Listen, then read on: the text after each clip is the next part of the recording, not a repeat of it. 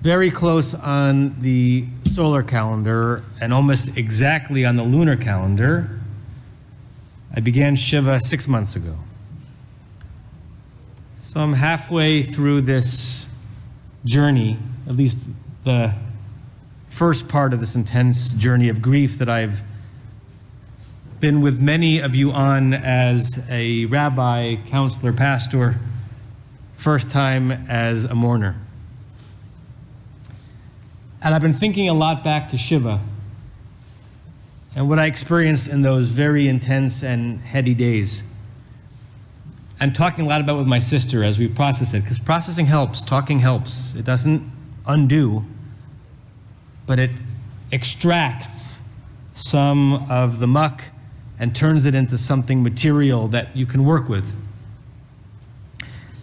And we noticed that there were two epiphanies that came to us during Shiva, a little of which we understood in real time, some of which only in retrospect. Two themes, and they're sort of opposites and twins at the same time. And one of them is more obvious than the other. The more obvious of the awarenesses that came to us during Shiva is that, of course, life is very short. It is fleeting. As the language of Yamim Noraim tell us in the Unatana Tokef, Kachalom Ya'uf. It flies away like a dream. Psalm 90, Yemei Shnotenu Bahem Shivim. The years of our lives are going to be about 70. Back then, that was a lot of years. Be'im Bigvurot Shmonim Shana. If we have a certain amount of vigor, perhaps 80. V'robam amal ba'aven, most of them are filled in travail and stress. Ki gaz chish v'na'ufa. And then it just, poof, disappears and flies away. There was a certain moment when Shiva was over that I heard myself say the following thing to my sister. I know that Abba was failing, and I remember the days that we knew that the end was coming, and remember the vidui, and we were by his bedside, and we said goodbye, and we held him, and we stroked him, and he took his last breath, and we ripped our clothing, and Baruch Dayan Amet, and we arranged the funeral, and we prepared the eulogy, and we buried him, and we said Shiva. I get that, but it's over? It's over, and it's not coming back? It was a weird, super obvious realization that just smacked me as we had succeeded in getting through that first intense week of grief. And how overwhelming and clear that realization is after someone dies. I heard myself think, shouldn't I have known that so clearly before he took his last breath? Life is very short. But the other epiphany that we had, which again is almost the opposite, but they're related, is that life is long. When I started preparing my father's eulogy, the overwhelm of trying to combine tens, hundreds of thousands of interactions and wisdoms and moments into 1,500 words at most. It was an awareness of how impossible it is to encapsulate someone's life in a eulogy, and how much he had lived, and how many things there were, and how many stories there were to tell. My sister gave herself and me and my mother a gift at some point during the Shiva, bought us each digital frames, and started to catalog all the pictures of my father throughout the generations. And it was kind of a gift that kept on giving, because every time I'd come into the kitchen and it's motion censored, it would respond to my being there, which in it itself was nice. My father would appear on the screen, and new pictures that I hadn't seen, because my sister was figuring out which pictures to scan in her home in Massachusetts and put it on there. And there were so many, and there were so many moments that I had forgotten, moments that seemed small in the moment, but no moment is small. Life is long. And even that came to us with a certain bittersweet ache, because it was a reminder of all of the chances that we did have to say things that we wanted to say. We said a lot of them, but not all of them. So many chances, because life is short and life is long. And those awarenesses point us slightly in a different direction, particularly in terms of what's at stake if we fail to recognize that. If we don't recognize that life is short, we're going to miss a lot of things. We're going to refrain from too many opportunities because we're going to delude ourselves to thinking that they are certain to come back. We're going to take moments and days and people and relationships for granted. If we don't realize that life is short, we're going to waste this precious gift, and we're going to stand at Yizkor with regret and longing. But if we don't recognize that life is long, there are other things at stake. We're going to suffer from a lack of wonder, a wonder that is due. Lives, even lives that have been cut way too short, were often filled with marvel and love and tenderness and generosity. And if we don't recognize that life is long, we're going to ignore and be blind to this precious gift. We're going to stand at Yizkor, alert to life's length and wonder for a few moments, and then go back to wasting time as soon as we leave the service. The overwhelming ache of being alive. Every poet, every philosopher, and every playwright has gone there on some level. I returned to a play this week that I hadn't thought much about and hadn't really read the words of since 7th grade. In Miss Fasano's class at Hopkins Grammar School, when we read Our Town. How many of you were assigned Our Town in your education? Not that many. Wow. Connecticut, boy. They knew what they were doing. We read Our Town line by line, our 7th grade class. I can't figure out in retrospect how long it took, but it was a few pages a day, and we got from the beginning to the end. And I have not read it since. And yet somehow it packed such a wallop back then that the narrative and the pathos of it are deep in my kishkas. I was having a conversation with a member of Beth on this week, a member of the community who's in grief herself, and our conversation brought me back to the final scene of Our Town and of Emily, the heroine, who is temporarily resurrected from the grave. She has this ethereal reunion with other members of Grover's Corners, including her mother-in-law. And that scene at the end of the play kind of is evocative of the end of the Harry Potter series. Spoiler alert if you haven't finished book 7 yet. There are 10 Yizkor sermons in Emily's last soliloquy. Just a few snippets. She says, "But just for a moment, now that we're all together, Mama, just for a moment, we're happy. Let's look at one another."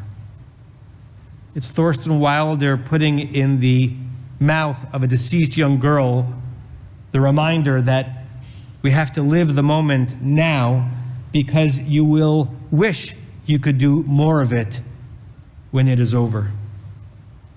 She writes, I can't go on. It goes so fast. We don't have time to look at one another. I didn't realize all that was going on in life, and we never noticed. Take me back up the hill to my grave. She, a dead young girl, has grief over the craziness of how often we're blind to this when we're above ground, reminding her and every other reader that life is short. I was blind, she says. I was deaf. I didn't see it. I didn't listen. And then, as we're getting very close to the last few lines of the play, she says, "But first, wait, one more look.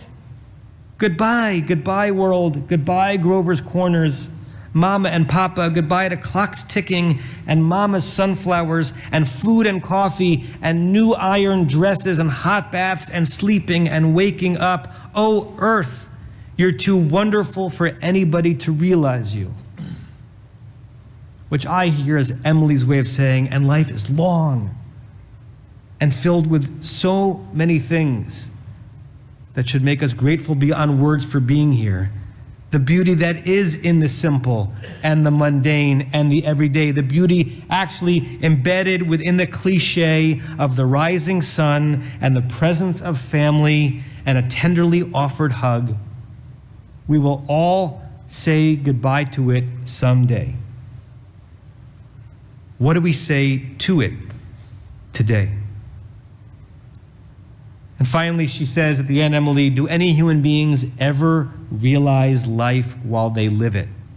Every minute. A rhetorical question to which the resounding answer is no. It is impossible every minute. But some minutes, like those spent in the reverie of Yizkor, are meant to open our eyes and our hearts, realize it now, realize it today, and maybe even tomorrow. That scene with Emily at the end of the play is reminiscent of a powerful narrative, a powerful moment in the Torah, in the book of Breshit. It's a moment about being alert and awake and not sleepwalking through life and through relationship, either with one another or with God. It happens when Yaakov wakes up from his dream in Parshat Vayetze and has a fabulous recognition. Vayikatz mishnato, he got up from his sleep, Vayomer, and he said, Achein, behold, Yesh Adonai b'makom hazeh, God is in this place. And then, so bittersweetly, Va'anochi lo yadati, I didn't know. The simple pshat of that verse is that God is everywhere and anytime. You have to look. Look, and you will find, you will sense, you will experience. God will not come to one who has no frame for God. It's embedded in our sacred tradition. God will not come to one who has no frame for God, and I would add, neither will love. I think that's the simple meaning of the verse. But I want to share an interpretation of the verse by the Kutzker Rebbe, the great Hasidic master from the town of Kutsk. First, he quotes Rashi. It's a very Hasidic thing to do. Quote the classic medieval commentator and then expand upon it, or ask a question on it. Do to the commentator what the commentator did to the Torah. Rashi says in this verse that what Jacob is saying is, if I had known that God was here, I wouldn't have fallen asleep in such a holy place. I wouldn't have done the indignity of taking a nap in a place of sanctity. And the Kutzker says to Rashi, who lived 800 years before, but wait, that doesn't really make sense as putting into Yaakov's consciousness. Because the sleep that he did have brought him to the dream. And the dream is what brought him to the revelation. Had he not slept, he never would have known. So how can he really wish that he hadn't fallen asleep? What's he actually regretting? Is he regretting finding out that God was there? The only way he could have found out was having slept. He points out a puzzle in Rashi's comment. And this is the Kutzker's marvelous answer. This is my translation of his Hebrew. He meaning Jacob, didn't want to achieve this apex as a gift from heaven by means of a dream. He wished he had been awake for it. Not that he hadn't slept and had it revealed to him. He wished he'd been awake for it. He wished he had had to effort for it, achieve it through his own curiosity and motivation. He wished he learned of God not as a bequest from above while asleep, but because he was looking for God, awake. How sweet but fleeting and ultimately inconsequential is a revelation you have in a dream. It's bursting clear for a moment and then poof, it's gone. I hear the Kutzker Rebbe saying of Jacob and to us, don't sleep through this life. And don't sleep through this God. And don't sleep through this love. And don't sleep through this moment. Wake up. Our town ends on a down note, or at least a very realistic one, about how relentlessly we human beings keep stubbing our toe on this, keep stumbling when we know we should stand straight, keep slumbering when we know we should be awake. These are the last lines of the play, aside for what the stage director says at the end. Mother Gibbs, yes, Emily, they don't understand, do they? She's asking a question that is so clear from the grave. No, dear, they don't understand. That's the end, aside from the stage manager's valedictory. What is clear, so clear to that consciousness that is ascribed to those who have died, as if they had it, remains clouded in our living minds. It's the fate of us all on some level to continue to not know it now, only to know it all too well then. Yizkor is meant to punctuate that. Our liturgy is meant to demolish that. The psalm that we say in a Beit Avel, a house of mourning, if you've been in Shivas with me, you've heard me say something like this, is not to offer comfort. It is not a comforting psalm. It is a psalm to offer a trumpet in our eardrums, to wake up to what has happened, what is happening, and how we ought to respond to the fleeting and the wondrous nature of life. Life is short. Life is long. Wake up.